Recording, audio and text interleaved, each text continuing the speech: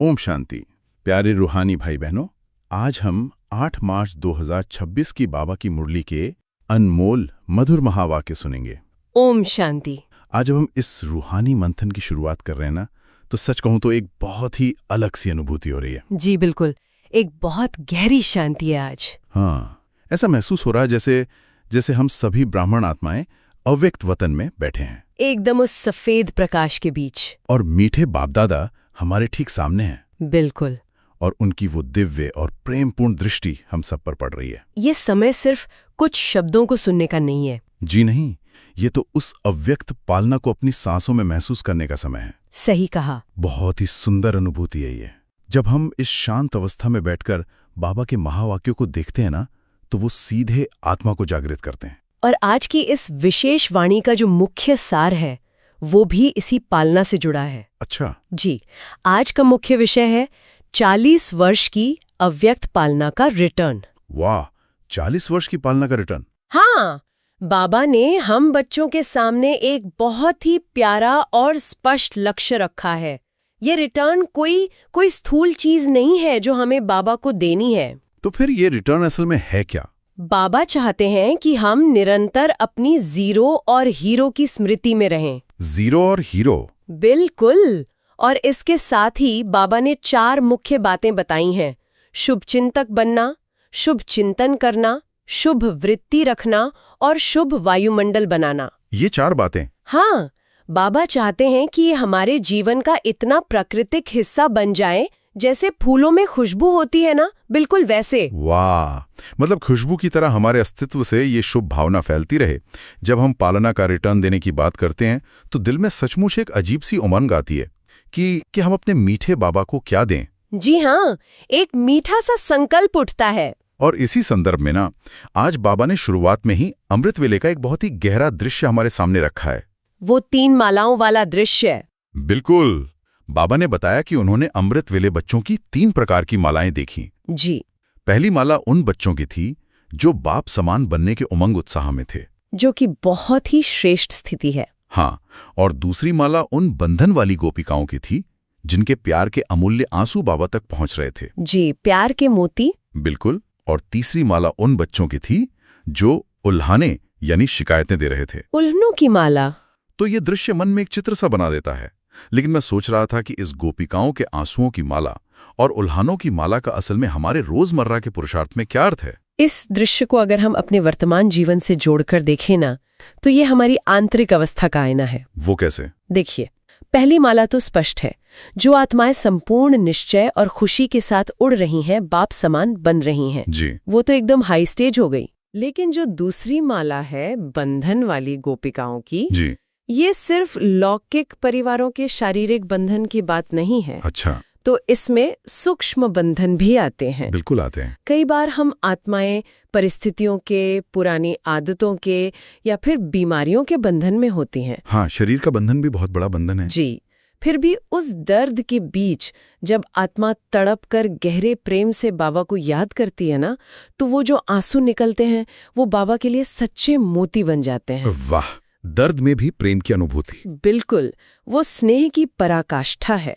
और तीसरी माला उल्हानों की, वो तब बनती है जब हम परिस्थितियों को स्वीकार नहीं कर पाते। मतलब जब हमारे बात में क्यों और कैसे करने लगते हैं। जी, जैसे मेरे साथ ही ऐसा क्यों, या मेरी तबीयत ठीक क्यों नहीं होती, या फिर सेवा में मुझे आगे क्यों नहीं रखा। हाँ, ये बातें तो अक्सर ब्राह्मण जीवन में आ जाती हैं।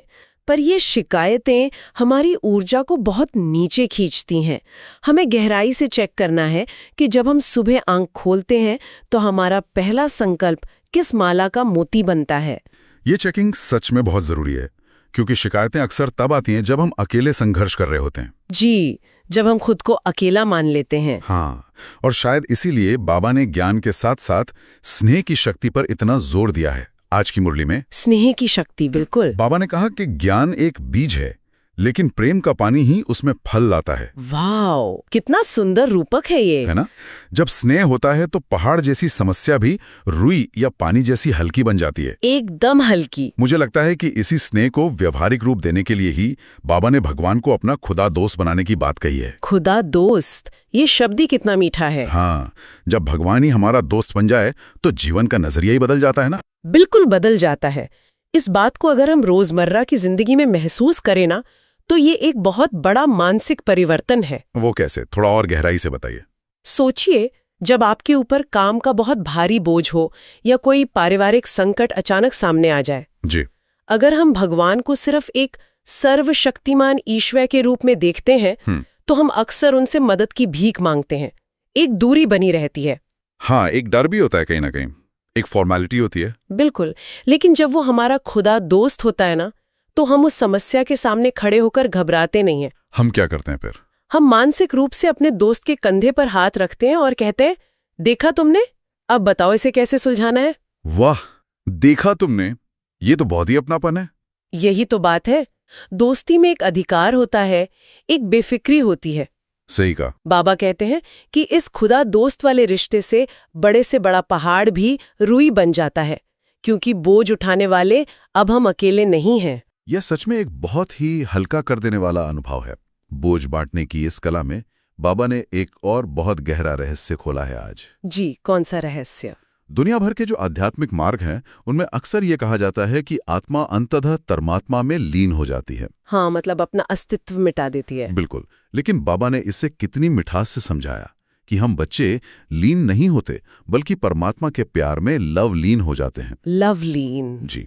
लवलीन शब्द अपने आप में कितना सुरक्षित और सुकून देने वाला है ना। बहुत सुकून देने वाला है। और यहाँ एक और बात बहुत गहराई से सोचने वाली है। बताइए। लवलीन होने का मतलब है मोहब्बत में पूरी तरह से डूब जाना, जहाँ कोई मेहनत नहीं करनी पड़ती। मतलब पुरुषार्थ भी सहज हो जाता है। बिल्कुल।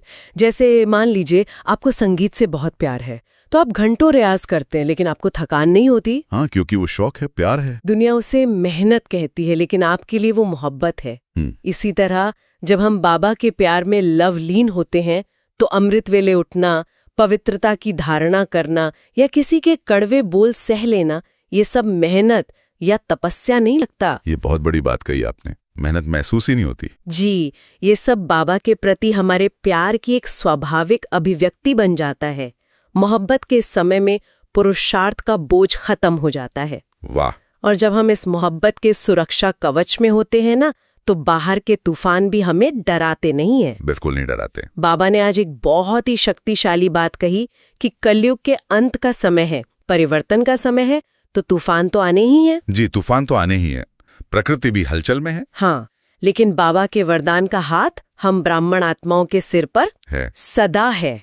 इसलिए दृढ़ता की चाबी से हम इन तूफानों को एक तोहफे में, यानी एक गिफ्ट में बदल सकते हैं। तूफान को तोहफा बनाना, ये कला आनी चाहिए। पर मैं सोच रहा था कि तूफान को गिफ्ट समझना सुनने में तो बहुत ऊंचा लगता है, लेकिन जब असल जिंदगी में कोई तूफान आता है जी, जैसे अचानक कोई बड़ी आर्थिक समस्या आ जाए या किसी करीबी से धोखा मिले जी, तो उस वक्त शरीर और मन की पहली प्रतिक्रिया तो घबराहट ही होती है ना। स्वाभाविक है। तो उस घबराहट के बीच उसे गिफ्ट कैसे बनाया जाए? यह एक बहुत ही व्यावहारिक प्रश्न है। जब तूफान आता है तो घबराहट होना देह भान का एक प्राकृतिक लक्षण है। हाँ, हम शरीर में हैं तो असर तो होता ही है। लेकिन बाबा की ज्ञान युक्त आत्मा उस घबराहट में ठहरती नहीं है। मतलब वो उस डर में अटक नहीं जाती। बिल्कुल। तूफान को गिफ्ट में बदलने का मतलब है अपना दृष्टिकोण बदलना, नजरिया बदलना। जैसे कि मान लीजिए आपके कार्यक्षेत्र में, आपके ऑफिस में अचानक कोई बड़ा बदलाव आ गया और आपकी पूरी टीम आपसे ले ली गई, तो इंसान तो परेशान हो जाएगा। सामान्य नजरिया तो यही कहेगा कि ये एक बहुत बड़ा नुकसान है, मेरा अपमान हुआ है। जी, लेकिन दृढ़ता की चाबी लगाने का अर्थ है वहां शांत होकर सोचना कि बाबा, इसमें मेरे लिए क्या कल्याण है। हाँ, कल्याण को देखना। हाँ, शायद वो परिस्थिति आपके अंदर छिपी हुई सहनशीलता को बाहर निकालने आई है, या शायद हमारी कोई अटैचमेंट हो उस पोजीशन से, उसे तोड़ने आई हो। बिल्कुल सही। या शायद वो आपको किसी नई दिशा में ले जाने के लिए आई है जहां आप और बड़ी सेवा कर सकें। सही बात है। जब हम समस्या से लड़ना छोड़कर उससे सीखना शुरू कर देते हैं ना, तो वो तूफान सचमुच एक ऐसा तोहफा बन जाता है जो हमें पहले से अधिक मजबूत और समझदार बना देता है। बहुत ही सुंदर बात। यानी तूफान हमें तोड़ने नहीं बल्कि हमें निखारने आते हैं। निखारने आते हैं, एकदम सही कहा। और इसी निखार के लिए बाबा ने हमें हमारी असली और सबसे शक्तिशाली पहचान याद दिलाई है, जो आज की मुरली का सार है। जी, जीरो और हीरो की स्मृति। 40 वर्ष की पालना के रिटर्न में बाबा ने खास कहा कि पहले जीरो आता है, यानी बिंदु रूप आत्मा। जीरो अर्थात बिंदु। हाँ, और ये जीरो ही याद दिलाता है कि मैं इस सृष्टि नाटक का एक महान हीरो हूँ। जी। अक्सर हम सीधा हीरो बनने की कोशिश करते हैं, दुनिया में कुछ बड़ा करना चाहते हैं, लेकिन जीरो के स्टेज को भूल जाते हैं। और इसीलिए फिर अभिमान आ जाता है या थकावट हो जाती है। इस जीरो और हीरो के संतुलन को हम एक नाटक के अभिनेता के रूप में समझ सकते हैं। अच्छा, कैसे? सोचिए, एक थिएटर का बहुत बड़ा अभिनेता मंच पर एक ऐसे राजा का किरदार निभा रहा है जिसका राज्य छिन गया है। जी। मंच पर वो रोता है, संघर्ष करता है, लेकिन जैसे ही पर्दा गिरता है वो ग्रीन रूम में जाता है, अपने मेकअप रूम में। हाँ, वहां वो अपना भारी मुकुट उतारता है, मेकअप साफ करता है और एक गहरी सांस लेता है। अब वो सिर्फ वो है, एकदम शांत, अपने असली स्वरूप में। वाह। ग्रीन रूम में उसे राज्य छीनने का कोई दुख नहीं होता, क्योंकि वो जानता है कि वो उस वेशभूषा से, उस किरदार से अलग है। ये तो बहुत ही सटीक उदाहरण है। जीरो बनना ठीक वैसा ही है। दुनिया के इस विशाल मंच पर अपना किरदार निभाने से पहले और निभाने के बाद खुद को एक चमकता हुआ बिंदु महसूस करना, यानी आत्मिक स्वरूप में टिक जाना। जी। जब हम इस जीरो स्थिति में टिककर काम करते हैं ना, तो हमारे हर कर्म में एक चमक आ जाती है, एक वैराग्य वृत्ति आ जाती है। और तब हम सही मायने में एक हीरो पार्ट बजा पाते हैं। बिल्कुल, बिना किसी लेप छेप के। ग्रीन रूम का ये उदाहरण कितनी स्पष्टता देता है। मुकुट उतारकर खुद को हल्का महसूस करना ही जीरो बनना है। जी। और जब हम इस हल्की अवस्था में होते हैं, तब बाबा की बताई वो 4 बातें जीवन में अपनाना बहुत सहज हो जाता है। वो 4 शुभ बातें? हाँ, इसमें बाबा ने सबसे पहली बात कही है, हमेशा दूसरों का शुभ चिंतक बनना। शुभ चिंतक यानी कल्याण की भावना। जी, किसी की कमजोरी को ना देखना है, ना सुनना है, रहमदिल बनकर परवश आत्माओं को सहयोग देना है और क्षमा करना है। जी। लेकिन ये बात बताइए, जब कोई जानबूझकर हमारा नुकसान कर रहा हो, तब उसके लिए शुभचिंतक कैसे बने? ये एक बहुत बड़ा चैलेंज लगता है ना प्रैक्टिकल लाइफ में। लगता तो है, और यही तो हमारे ब्राह्मण जीवन की असली परीक्षा है। हाँ, पास तो होना ही है। देखिए, जब कोई हमारे साथ बुरा व्यवहार करता है, तो इसका मतलब है कि वो आत्मा माया के वश है, वो दर्द में है या अपने संस्कारों से मजबूर है। परवश है, जैसा बाबा कहते हैं। बिल्कुल। जैसे अगर कोई बीमार व्यक्ति चिड़चिड़ा होकर कुछ कड़वा कह दे, तो क्या डॉक्टर उस पे गुस्सा करता है? नहीं, डॉक्टर तो समझता है कि ये बीमारी की वजह से बोल रहा है। सही कहा, वो उस पे रहम करता है। शुभचिंतक बनने का अर्थ भी यही है कि हम सामने वाले के कड़वे बोल या बुरे व्यवहार को न देखकर उसकी आत्मा की परवशता को देखें, उसके दर्द को समझें। जी, हम सहारेदाता बने, हमारे मन से उनके लिए यही निकले कि बाबा, इस अशांत आत्मा को भी शांति देना। वाह। जब हम बुराई के बदले बुराई नहीं करते बल्कि शुभ भावना रखते हैं, तो हम खुद को उनके कर्मों के जाल में फंसने से बचा लेते हैं। ये बहुत ही सुरक्षित तरीका है अपनी ऊर्जा को बचाने का। बिल्कुल। और इसी ऊर्जा को सही दिशा देने के लिए बाबा ने दूसरी बात कही है, शुभ चिंतन। शुभ चिंतन, ये मन की खुराक है। जी, बाबा ने देखा कि बहुत से बच्चों की ऊर्जा व्यर्थ संकल्पों में नष्ट हो जाती है। व्यर्थ सोचना मतलब अपनी जमा की हुई आध्यात्मिक शक्तियों का लीकेज होना। सही शब्द इस्तेमाल किया आपने, लीकेज। और इसके लिए बाबा ने एक बहुत ही अनोखी युक्ति बताई कि अपने मन को कोई स्वमान का होमवर्क दे दो। मन का एक टाइम टेबल बनाओ। मन का टाइम टेबल? हम ऑफिस या घर के कामों का टाइम टेबल तो बनाते हैं, लेकिन मन का टाइम टेबल, ये कॉन्सेप्ट मुझे बहुत ही गहरा और नया सा लगा। है ना? मन का टाइम टेबल दरअसल हमारे संकल्पों को दिशा देने का विज्ञान है। जी। हमारा मन एक बहुत ही चंचल और ऊर्जावान बच्चे की तरह है, हमेशा कुछ ना कुछ चाहिए उसे करने को। बिल्कुल। अगर आप बच्चे को कोई काम नहीं देंगे तो वो घर का सामान इधर उधर फेंकेगा, शरारत करेगा। इसी तरह अगर हम मन को कोई श्रेष्ठ संकल्प नहीं देते तो वो पुरानी बातों में, भविष्य की चिंताओं में और दूसरों की कमियों में उलझ जाता है, और फिर हमारी शक्ति खत्म हो जाती है। जी।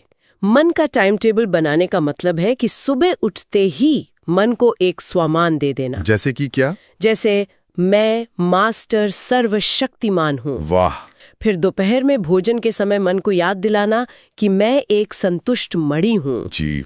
शाम को चेक करना कि क्या मैं शांति का फरिश्ता हूँ। मतलब बीच बीच में मन को एक दिशा देना। हाँ, जब हम अपने मन के साथ ऐसी छोटी छोटी मीटिंग्स फिक्स कर लेते हैं ना, तो व्यर्थ सोचने का समय ही नहीं बचता। मीटिंग्स विद द माइंड, क्या बात है। और बाबा ने कहा ना कि ये संगम युग मौज का युग है। इसे व्यर्थ संकल्पों में गंवाना सबसे बड़ी हार है। मन के साथ मीटिंग्स फिक्स करना ये एक बहुत ही प्रैक्टिकल टूल है हम सभी के लिए। और जब मन इस तरह शुभ चिंतन में व्यस्त रहता है ना, तो तीसरी बात प्राकृतिक रूप से जीवन में आ जाती है। जी, शुभ वृत्ति। बिल्कुल, शुभ वृत्ति। हमारी वृत्ति हमारे चश्मे की तरह है। सही कहा। अगर चश्मे पर अशुभ या नकारात्मकता की धूल है तो हमें सब कुछ वैसा ही दिखेगा, धुंधला और खराब। हाँ, और यही वृत्ति हमारे आसपास का वायुमंडल बनाती है, जो बाबा की चौथी और बहुत ही महत्वपूर्ण शिक्षा है, शुभ वायुमंडल बनाना। वायुमंडल तो हमारी वृत्ति से ही बनता है। जी, और बाबा ने हम बच्चों को एक बहुत बड़ी जिम्मेदारी दी है कि मुझे शुभ वायुमंडल बनाना है। अक्सर हम सोचते हैं कि घर का माहौल खराब है क्योंकि बाकी लोग ठीक से व्यवहार नहीं कर रहे हैं। हम दूसरों पर डाल देते हैं। हाँ, और यही बाबा ने हमारी सोच को पूरी तरह से पलट दिया है। बाबा ने कितना सटीक उदाहरण दिया आज। कौन सा? कि जब कहीं से बदबू आ रही होती है तो हम ये इंतजार नहीं करते कि जिसने बदबू फैलाई है वही आकर खुशबू भी फैलाए। बिल्कुल नहीं, हम तो तुरंत कुछ करते हैं। हाँ, हम तुरंत खुशबू का कोई साधन अपनाते हैं, रूम फ्रेशनर छिड़कते हैं। सही बात है। इसी तरह अगर ऑफिस में या परिवार में तनाव का, गुस्से का या नकारात्मकता का वायुमंडल है तो हमें पहले आप नहीं कहना है कि पहले वो शांत हो तब मैं बात करूं। बिल्कुल नहीं। हमें ये इंतजार नहीं करना है कि दूसरा इंसान पहले शांत हो। हमें अपने शुभ चिंतन और शुभ वृत्ति की खुशबू फैलानी है। अपनी शांति से माहौल को बदलना है। जी, अपनी मुस्कान से, अपनी शांति से, अपनी स्वीकार्यता से उस माहौल को पॉजिटिव बनाना है। यही विश्व परिवर्तक आत्मा का कर्तव्य है। विश्व परिवर्तक, वाह। प्रकृति और ये दुनिया हमारा इंतजार कर रही है और हमें इंतजार नहीं, इंतजाम करना है। इंतजार नहीं, इंतजाम करना है। कितनी गहरी बात है ये। और इसी जिम्मेदारी के साथ बाबा ने इस वर्ष का एक बहुत ही शक्तिशाली स्लोगन दिया है। जी, नो प्रॉब्लम। No problem. दुनिया में जहां एक तरफ अनिश्चितता है, भय है कि कल क्या होगा, बीमारियां हैं, युद्ध की खबरें हैं, चारों तरफ हाहाकार है, वहां हम ब्राह्मण आत्माओं को रक्षक बनना है। हमारे दिल में विजय का झंडा लहराना चाहिए। विजय का झंडा। जी, जब किसी के मन में ये पक्का निश्चय हो कि स्वयं भगवान मेरा रक्षक है, तो सामने कैसी भी परिस्थिति आए, अंदर से एक ही आवाज आती है, नो प्रॉब्लम। No problem. ये कोई अहंकार वाला शब्द नहीं है। नहीं, ये तो निश्चय का शब्द है। ये सिर्फ शब्द नहीं है, ये एक बहुत गहरी स्टेट ऑफ माइंड है। बिल्कुल, ये एक विजयी आत्मा की निशानी है।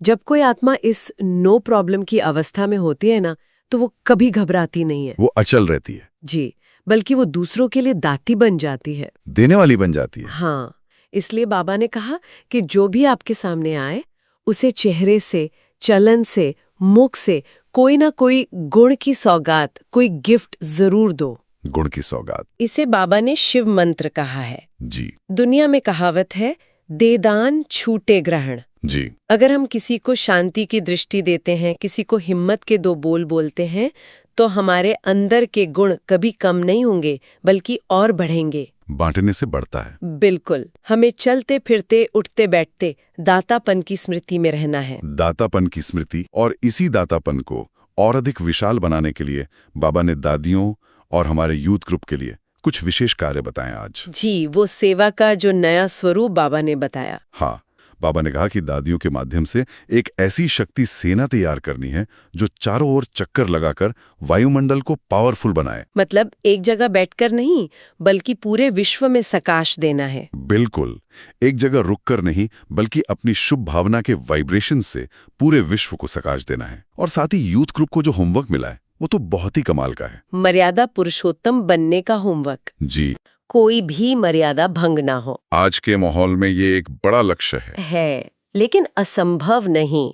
आज जब दुनिया में युवा वर्ग भ्रमित है, उनके पास कोई स्पष्ट दिशा नहीं है, ऐसे में बाबा के युवा बच्चे एक मिसाल बने। एक एग्जाम्पल सेट करें। बिल्कुल, वो दुनिया को और गवर्नमेंट को दिखाएं कि बिना किसी बाहरी नियंत्रण के केवल ईश्वरीय प्रेम और समझ के आधार पर एक इतना श्रेष्ठ और अनुशासित जीवन जिया जा सकता है। वाह, ये मर्यादा पुरुषोत्तम बनना ही सबसे बड़ी मूक सेवा है। ये हम सभी युवाओं के लिए एक बहुत बड़ा सम्मान भी है और एक रूहानी चैलेंज भी। जी, इस गहरे मंथन के बाद अब हम आज के बाबा के वरदान की गहराइयों में चलते हैं। आज का वरदान तो बहुत ही सूक्ष्म चेकिंग वाला है। बिल्कुल, आज बाबा ने वरदान दिया है, सूक्ष्म संकल्पों के बंधन से भी मुक्त बन, ऊंची स्टेज का अनुभव करने वाले निर्बंधन भाव बात की है। जी, हम अक्सर क्रोध या लोभ जैसे मोटे बंधनों को तो पहचान लेते हैं, लेकिन ये सूक्ष्म बंधन क्या होते हैं?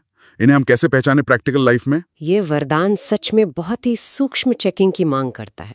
सूक्ष्म बंधन कोई लोहे की जंजीर नहीं होते, ये रेशम के धागों की तरह होते हैं। रेशम के धागे जो दिखते नहीं। हाँ, जो दिखते नहीं लेकिन हमें उड़ने नहीं देते। इसका कोई उदाहरण? उदाहरण के लिए मान लीजिए आपने सेवा का कोई बहुत अच्छा आइडिया दिया, लेकिन उसे स्वीकार नहीं किया गया। ऐसा तो अक्सर होता है मीटिंग्स में। जी, अब आपके मन में ये सूक्ष्म संकल्प चल रहा है कि मेरी तो कोई कद्र ही नहीं है, मेरा आइडिया सबसे अच्छा था। हाँ, ये विचार चलता रहता है अंदर। ये सूक्ष्म अभिमान का धागा है। ओहो। या फिर किसी व्यक्ति ने आपको कुछ कड़वा कहा, आपने बाहर से कुछ नहीं कहा, लेकिन मन ही मन आप बार बार उस बातचीत को दोहरा रहे हैं कि उसने ऐसा क्यों कहा, मुझे ऐसा जवाब देना चाहिए था। बिल्कुल, ये सूक्ष्म लगाव या ईर्ष्या का धागा है।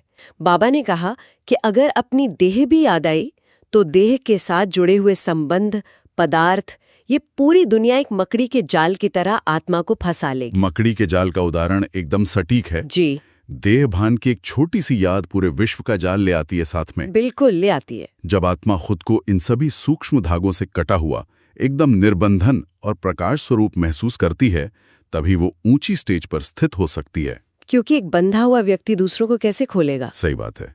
जो खुद फंसा है वो दूसरों को कैसे निकालेगा? इसलिए विश्व को माया के जाल से मुक्त करने की सेवा के लिए पहले हमारा स्वयं का निर्बंधन होना अनिवार्य है। स्वयं का निर्बंधन होना, और इसी निर्बंधन अवस्था को प्रैक्टिकल जीवन में लाने के लिए आज का स्लोगन एक मास्टर की तरह है। मास्टर के, जी। स्लोगन है, देही अभिमानी स्थिति द्वारा तन और मन की हलचल को समाप्त करने वाले ही अचल रहते हैं। अचल रहते हैं। इसे अगर हम आज की मुरली के जीरो और हीरो वाले बिंदु से जोड़ें तो बात बिल्कुल स्पष्ट हो जाती है। हाँ, सब आपस में जुड़ा हुआ है। जब हम जीरो स्थिति में टिकते हैं, यानी देही अभिमानी बनते हैं, तो शरीर में चाहे कोई दर्द हो या आसपास के माहौल में हलचल हो, वो हमारी आंतरिक शांति को छू नहीं सकती। हम उस हलचल से डिटैच हो जाते हैं। बिल्कुल, हम एक अचल पहाड़ की तरह स्थिर हो जाते हैं। अचल स्थिति, और इसी अचल स्थिति को और पक्का करने के लिए बाबा ने अव्यक्त इशारों में जो बात कही है ना, वो किसी योद्धा के संकल्प जैसी है। योद्धा का संकल्प, वो कैसे? बाबा ने इशारा दिया, निश्चय के फाउंडेशन को मजबूत कर सदा निर्भय और निश्चिंत रहो। समस्याओं का काम है आना, निश्चय बुद्धि आत्मा का काम है समाधान स्वरूप से समस्या को परिवर्तन करना। वाह, समस्याओं का काम है आना और हमारा काम है समाधान स्वरूप बनना। जी हमने तो ब्राह्मण जन्म लेते ही माया को चैलेंज कर दिया था कि हम मायाजीत बनेंगे। हाँ, तो माया तो अपनी परीक्षा लेगी ही। बिल्कुल, माया का आना कोई नई बात नहीं है, इसीलिए बाबा बार बार नथिंग न्यू का पाठ पक्का कराते हैं। Nothing new. जब हम ये समझ लेते हैं कि ये तो कल्प कल्प की विजयी आत्माओं का खेल है, तो हम बेफिक्र बादशाह बन जाते हैं। डर खत्म हो जाता है। जी, समस्या हमारे लिए कोई रुकावट नहीं, बल्कि हमारे आध्यात्मिक विकास की एक सीढ़ी बन जाती है, आगे बढ़ने का साधन। हाँ, हमारा काम समस्या से डरना या शिकायत करना नहीं है, बल्कि अपनी शांत स्थिति में रहकर समाधान स्वरूप बनना है। तो समाधान स्वरूप बनना है। आज का ये पूरा रूहानी मंथन आत्मा को सच में एक अलग ही उड़ान दे रहा है। जी, बहुत ही गहरी और शांतिपूर्ण अनुभूति है। आज हमने बहुत गहराई से महसूस किया कि 40 वर्ष की अव्यक्त पालना का सच्चा रिटर्न क्या है, कि हमें क्या देना है बाबा को। बिल्कुल, हमने सीखा कि कैसे ज्ञान को स्नेह के पानी से सींचना है, कैसे भगवान को अपना खुदा दोस्त बनाकर पहाड़ों जैसी मुश्किलों को रुई में बदलना है, और लवलीन अवस्था में रहना है। हाँ, और सबसे बड़ी बात, तूफान से घबराना नहीं है, बल्कि उसे एक गिफ्ट समझकर स्वीकार करना है। एक बहुत सुंदर तोहफा समझना है, और अपने जीवन को जीरो और हीरो के उस सुंदर संतुलन में लाना है। मुकुट उतारकर ग्रीन रूम में जाने वाली बात? बिल्कुल। अपनी देह और देह की दुनिया से जीरो बनकर ही हम उन 4 मुख्य बातों को, शुभ चिंतक बनना, मन का टाइम टेबल बनाकर शुभ चिंतन करना, शुभ वृत्ति रखना और अपनी खुशबू से शुभ वायुमंडल बनाना, साकार कर सकते हैं। यही वो 4 स्तंभ हैं। जी, यही वो प्राकृतिक जीवन शैली है जो बाप दादा हम ब्राह्मण आत्माओं से चाहते हैं। आज की चर्चा को समेटते हुए मैं आप सभी रूहानी भाई बहनों के सामने एक विचार छोड़ना चाहता हूँ। जी, एक रूहानी होमवर्क। जरा सोचिए, कल सुबह जब आप उठेंगे और आपकी मुलाकात उस पहले इंसान या उस पहली परिस्थिति से होगी जो अक्सर आपकी शांति को भंग कर देती है, जो ट्रिगर करती है हमें। हाँ, तब क्या होगा? अगर आप उस पल में खुद को उस नाटक के अभिनेता की तरह सिर्फ एक जीरो, एक चमकती हुई आत्मा महसूस करें, तो उस बातचीत का पूरा नजरिया कैसे बदल जाएगा? पूरी ऊर्जा ही बदल जाएगी। बिल्कुल। क्या सामने वाला व्यक्ति आपके पुराने देह भान वाले रूप से मिलेगा या एक शांत, प्यार में लवलीन, नो प्रॉब्लम वाले असली हीरो से मिलेगा? वाह, बहुत ही शक्तिशाली विचार है ये। यह विचार आज दिन भर अपने मन में रखिएगा। प्यारे रूहानी परिवार, आज का यह सफर बहुत ही मधुर रहा। सचमुच बहुत आनंद आया। बाबा की मीठी श्रीमत, उनकी वो अलौकिक पालना और रोज के इन गहरे इशारों को अपने जीवन में उतारने के लिए इस रूहानी यात्रा में हमारे साथ ऐसे ही जुड़े रहें। रोज का ये मंथन हमें बाबा के और करीब ले जाता है। बिल्कुल ले जाता है। आइए अब कुछ पल के लिए अपने मन को दुनिया के सब सूक्ष्म बंधनों से समेट लें, एकदम शांत। और उस परमपिता परमात्मा, हमारे प्यारे खुदा दोस्त की यादों में लवलीन हो जाएं। आप सभी को ओम शांति और बाबा की यादों से भरा एक बहुत ही शुभ और रूहानी दिन। ओम शांति। ओम शांति।